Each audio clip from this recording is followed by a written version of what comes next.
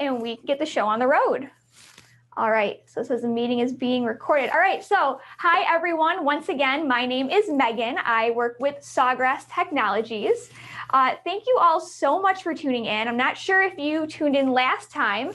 This is our second Michael's Zoom call arts and craft event, and I'm super excited to be here. Today, we are talking about St. Patrick's Day. We did Valentine's Day last week, St. Patrick's Day this week. Today, what we're doing is we are making a St. Patrick's Day t-shirt. This will be our project for the day. This is an EasySubli Vinyl St. Patrick's Day t-shirt, and this multicolored shamrock was made from only one sheet of vinyl. So I'm going to be able to show you how to do that. Sharon said that she missed last week's and wants to know where she can find it.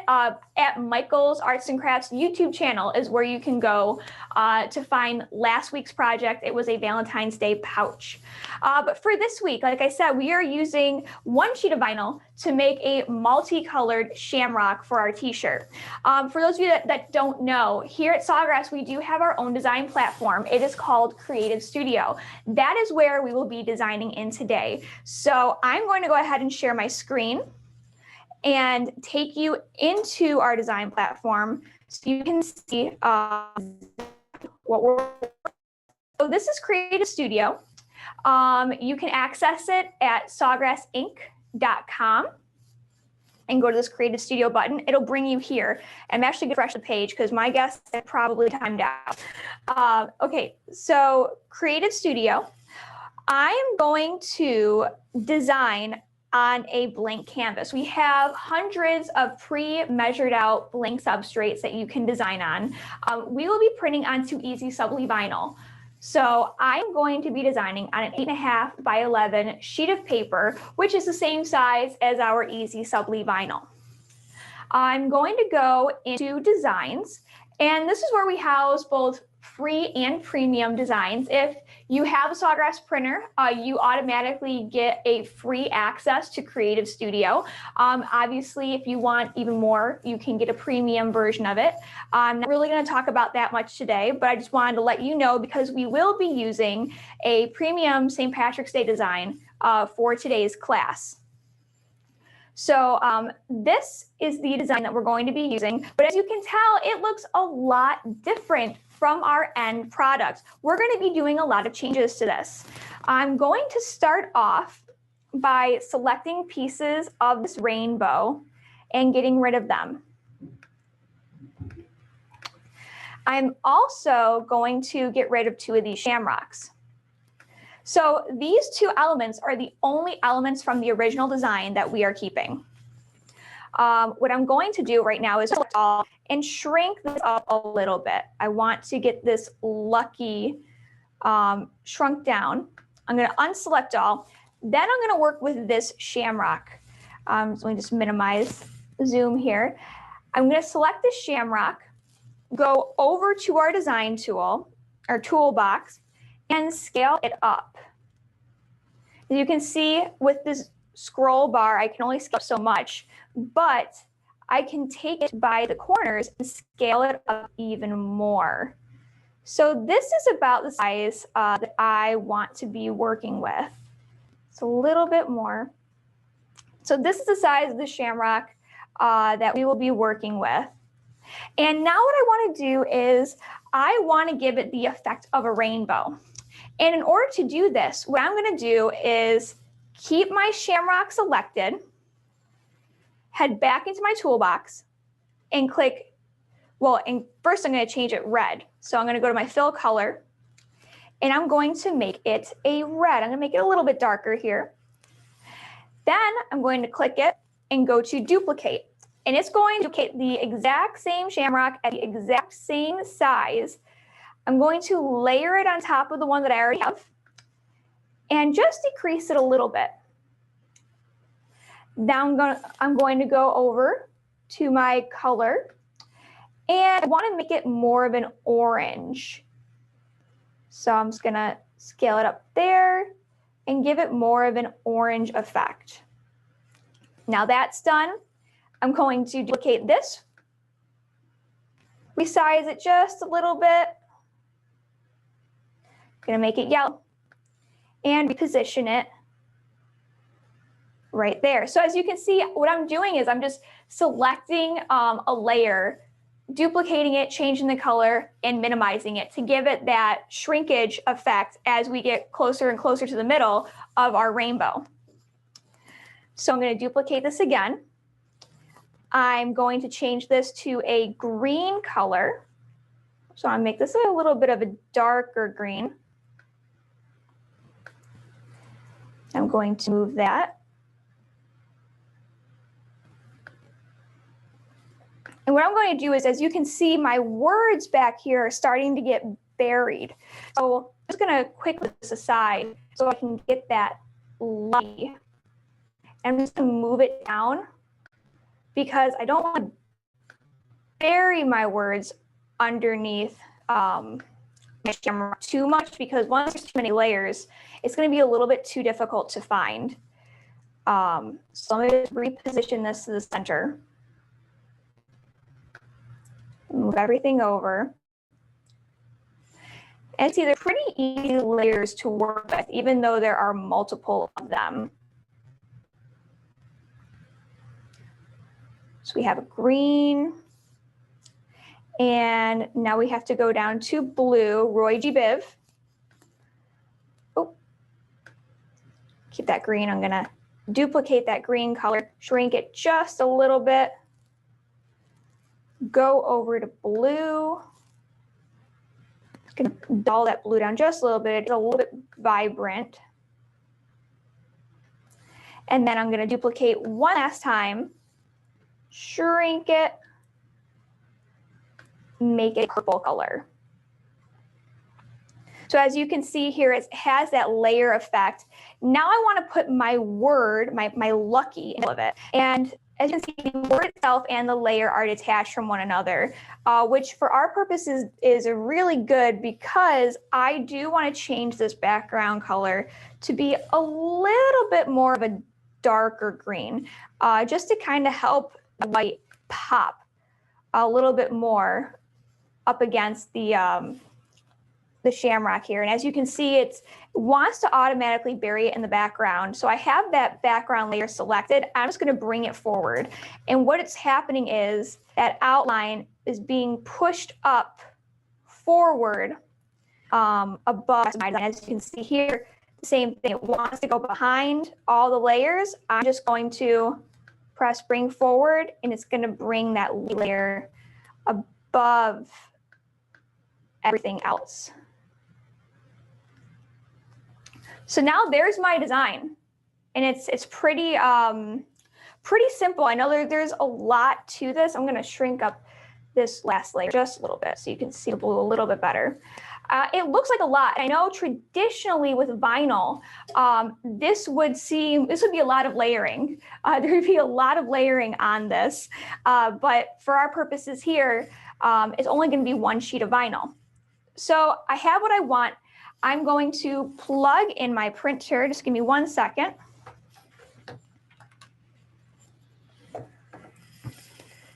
And now I'm going to press print.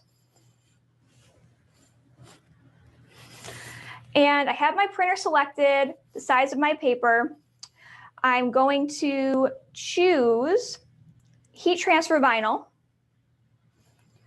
And I want this to be a vivid setting. And that is because photographic is mainly used for photographs. You know, this setting for color mode is used to keep skin tones appearing the way they're supposed to, whereas vivid will help our colors really pop up against themselves. And what I'm going to do quickly is just shrink this down just a little bit. It's a little bit close to my margins. So there we go. So I'm going to click print. US letter is my page size. Important, when you are printing on vinyl, you do not want to mirror. When you're doing traditional sublimation, you normally mirror an image because you are putting your image on top of a coated polymer surface, and it reflects back at you, which is why you want it to be mirrored. When you're printing directly onto vinyl, there is no flipping that image. You are laying your vinyl down on top of your item, so the word will continue to be facing up, which is why you don't want to mirror. Like I said, this is a heat transfer vinyl product, and we are going vivid to help those colors pop. So I'm gonna click print. And what's gonna happen is it's gonna do its little thing, and it's gonna pop up another print screen. That is our Sawgrass Print Manager, or SPM for short. And what that does is it gives me more options as to how I want my item to be printed. As you can see here, it's just kind of registering and popping up. I would have the ability, if I wanted to print more than one item to really customize my layout. For our purposes, we don't want to do that. We have no need to. So I'm just going to click print. And I'm going to unshare my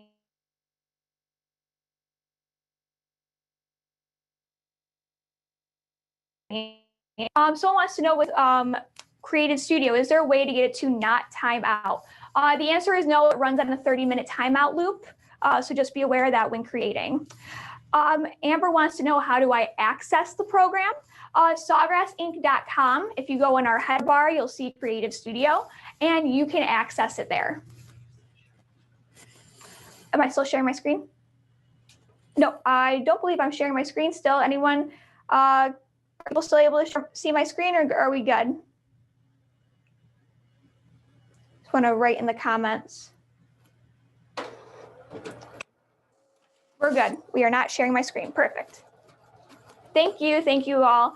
So yeah, this is printing out. And it's important to note that when you are printing and you're using EasySubli Vinyl, you want to make sure that you load that vinyl with the shiny side up. And I'll tell you exactly what that is once this prints out.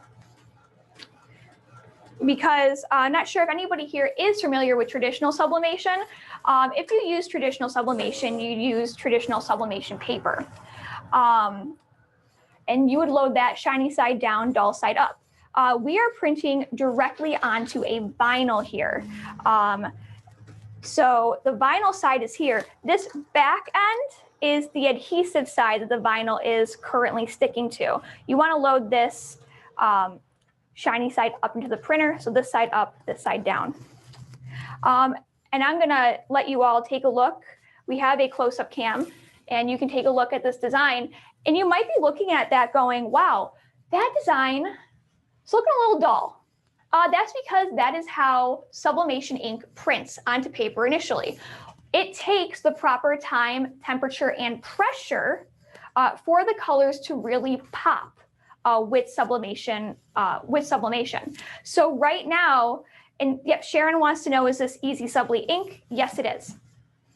So right now these colors are dull, and that's because the proper time, temperature, and pressure have not been applied to them. But we are going to. I'm going to take this away from the close-up cam. And when it comes to EasySubli, what's really important is that this ink is still a little bit wet. It needs to dry. So what I'm going to do is just quickly stick it underneath the heat press. I'm not going to clamp my heat press down.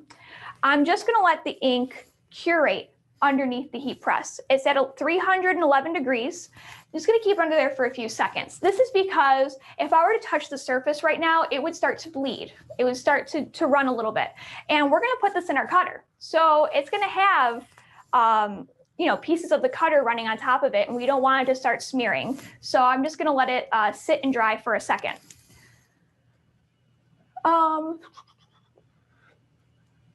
Yep, someone asked for the link. Thank you to Kathleen Allen who put that in. Sawgrassink.com is the name of the website. So thank you, Kathleen, for putting it in there for everyone to have access to. So what's going to happen is once this is done drying, I'm going to take it out and set it aside for a second. Then what I'm going to do is take our blank t-shirt and I'm going to press it. Just give it a nice press, let the moisture come out of it. So just give me just a few more seconds to let this kind of curate and start to dry because I don't want it to smear while we're working with it. even though I do have a backup, just in case. So if you have any questions, now is definitely the time to ask.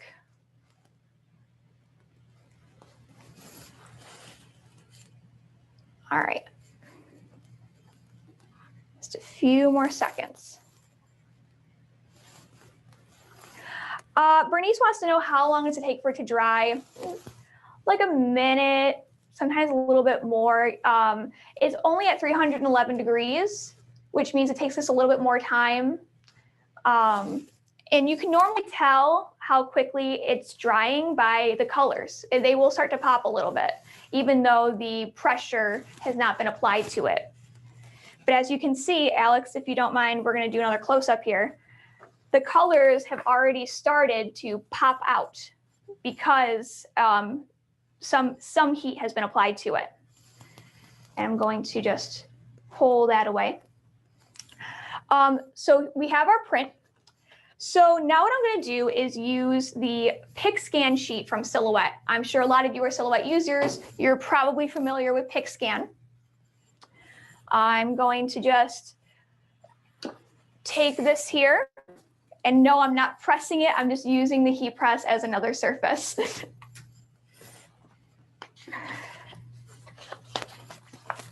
So I'm going to just get this stuck here.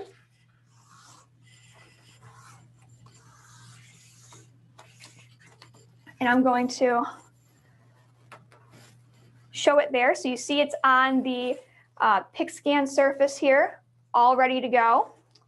But before I go and get this put into Silhouette and cut, I do want to press my t-shirt to get the moisture out of it. So I'm just going to stick this over here for a second. I'm going to take my t-shirt and I'm going to put it in the press. And now I'm going to take some blowout paper, and some of you might be wondering, what is blowout paper? When sublimation occurs, some of the ink, well, the ink becomes a gas. And some of the ink does get released into particles into the air. There's a possibility that while it's being pressed, some of that ink is going to escape and touch, potentially, other surfaces, like your heat press. And if you're not using, so blowout paper is going to trap that ink and keep it from getting on the surface of your heat press, because if it's on the surface of your heat press, there's a chance that ink will start to sublimate again and could get on your next project. So we use blowout paper just to keep everything clean. Even though there's no ink on here, I always use blowout paper just to keep everything nice and clean. So I'm going to save this paper since there was no ink applied to it. However, whenever you're using blowout paper, if you use paper and you're using a cutout with ink on it, always switch it out, because some ink residue will get on that paper and you don't want it to get on your next project. So my shirt is pressed, the moisture is out. I'm going to tuck it aside for a second. And now I'm going to go back to my PixScan sheet. And what I'm going to do is pull out my handy dandy cell phone and take a picture of that. What paper is that, Lana wants to know? It's like a parchment paper. You can find it at like Home Depot. It's nothing specific to sublimation. So I'm going to take a picture of my PixScan sheet. I am now going to email it to myself. So just give me 1 second here to get that done.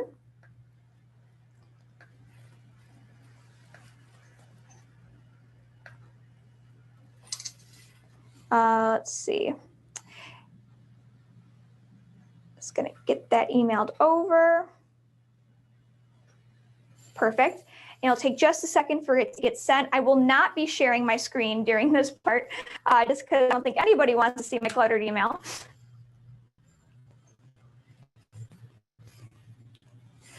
Just give it a minute to be sent over.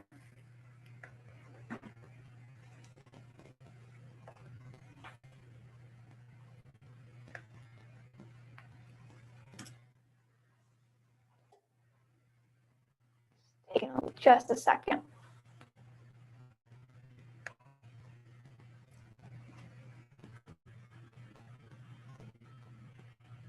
There it is. So what I'm going to do now is I'm going to save this image to my desktop once it loads.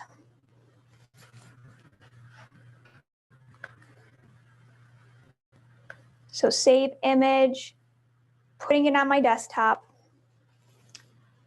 Now I will share my screen, because now what I'm going to do is open Silhouette Studio. So give me 1 second. Okay, so I'm going to go, and I am going to go to the PixScan sheet. I'm going to import image from file.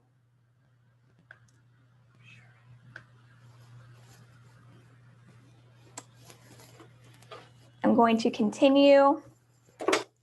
And while I continue and this starts to calibrate, I'm just going to plug the cutter into my computer.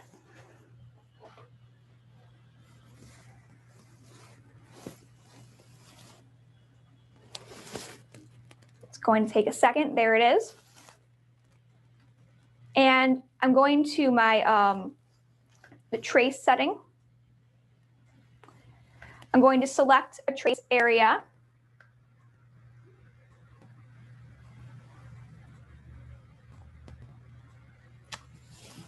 As you can see, it's starting to fill in the outline. I'm just going to increase that threshold so it fills in all of that. There we go. I'm going to trace and detach. And I know the word looks like it's cut out. That's just because it is white. The cutter will not actually be cutting out the word.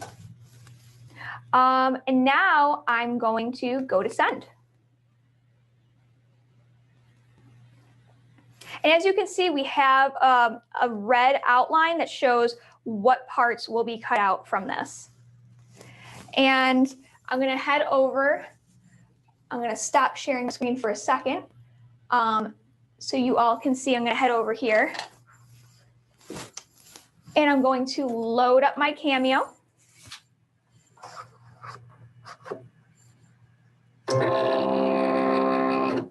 There we go. I'm going to come back around to my Silhouette, and I'm just going to click send. And now it's going to do its work. And it's going to be a little bit loud, but if you have any questions, you can definitely ask, and I will try to shout over the Cameo and have it answered for you.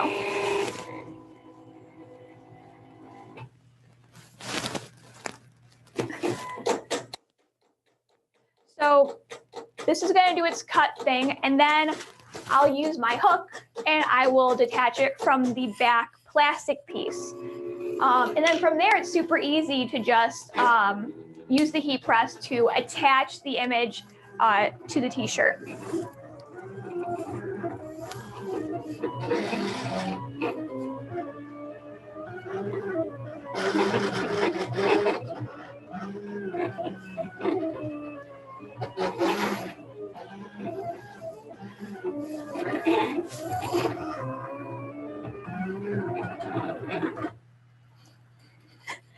I'm going to come around, I'm going to grab it.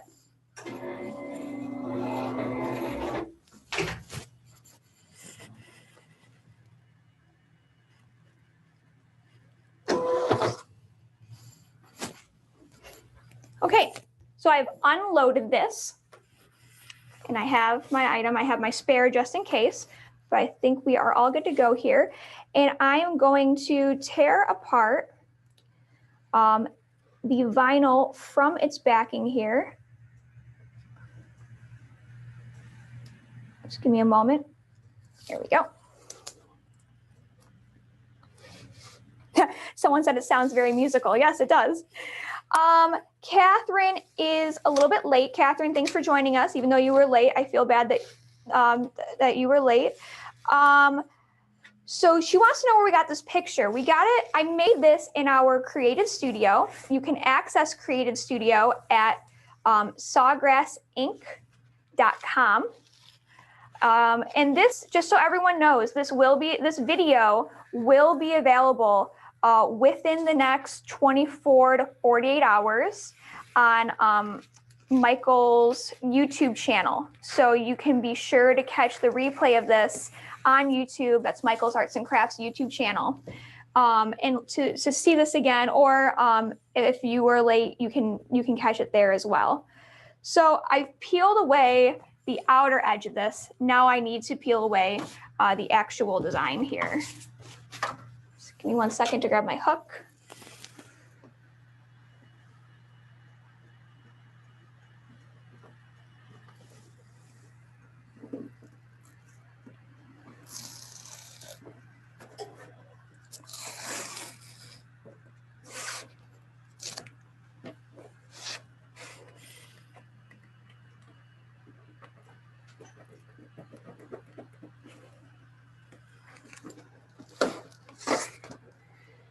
All right, and I am so much better at doing this with just my fingers.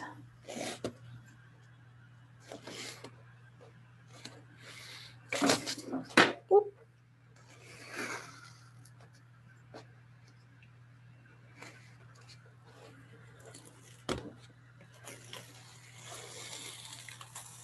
I'm sorry, not giving you guys a close-up view of me doing this.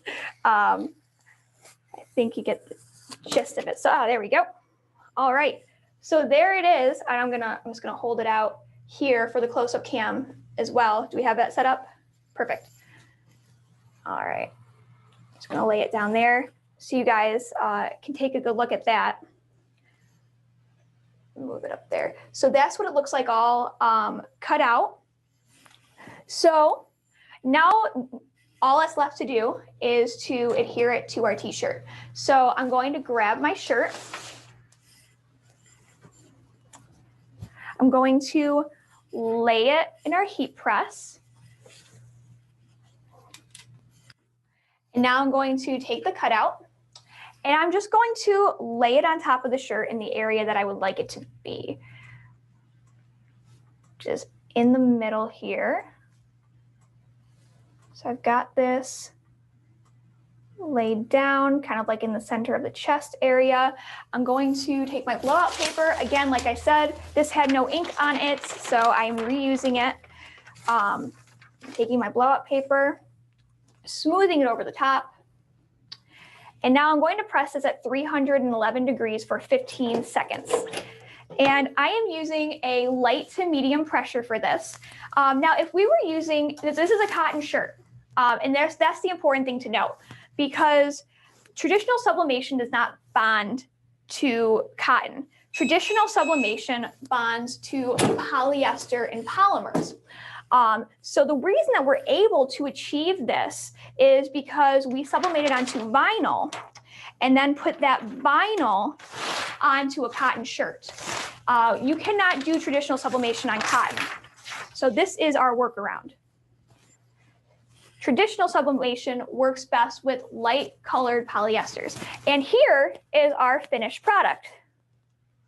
And I'm going to put this over here so you can get a little bit of a better view of it. So that is our finished product. If we were doing traditional sublimation, which would be putting the ink directly on a polyester surface, a light colored polyester surface, we would need to use a foam kit to keep from there being lines from the paper. But since this is cotton, we don't have to worry about that. And using this EasySubli Vinyl is how we were able to get a sublimated image onto cotton. So does anybody have any questions?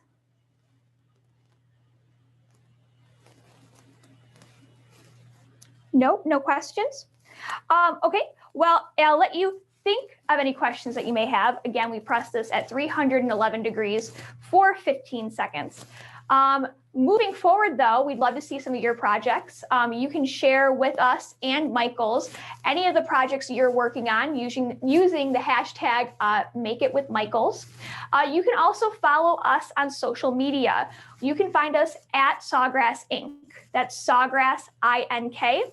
On Facebook, Pinterest, Instagram, and YouTube. Our YouTube channel is very educational, a lot of tutorials for all the products that we offer.